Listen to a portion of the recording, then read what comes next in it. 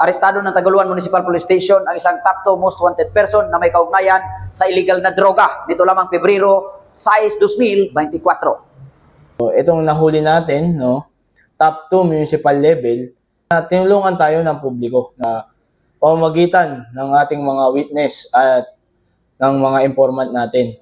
So matagal na nating pinaghahanap ito, itong top 2 most wanted na ito. Malaking bagay yung pagtulong ng community sa atin upang masukol natin ito at madala natin sa kinauukulan. Itong programa natin ngayon, to fight the illegal drugs, ay programa din ng ating Chief PNP and our RD na mag-focus tayo ngayon sa illegal drugs dahil makikita natin sa buong Misamis Oriental ang Taguluan Municipal Police Station ang may pinakamalaking problema nga na kinakaharap dito sa droga. So, di natin tatantanan, di natin tutulugan ito at kakaharapin natin upang sa ganun ay matugunan natin ang pangangailangan ng publiko, lalong-lalo na sa paglaban dito sa illegal na droga.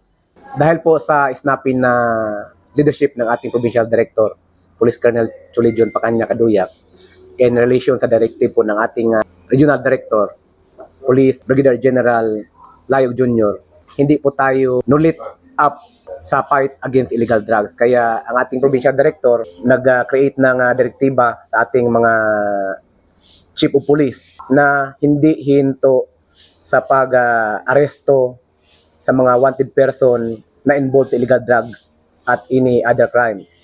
Kaya naka-aresto po tayo ng number 2 most wanted sa municipal level at naka-aresto din po tayo ng iba pang wanted person na involved sa illegal drugs. Ang hindi gusto ng ating Provincial Director ay yung mga tao na involved sa illegal na droga dahil sa illegal na droga naka-create ang community, no, sa pag-commit ng krimen. Kaya hindi talaga pinapahintulutan ng ating Provincial Director na titigil tayo sa huli involved sa illegal drugs. Kaya yun din ang nasunod ng ating mga police station na naglalaan sila ng mga tracker teams, including na yung mga wanted person ng ibang krimen. Nakahuli po ang ating tracker team sa Taguluan Municipal Police Station of Police Captain Layog, the officer in charge, number 2 most wanted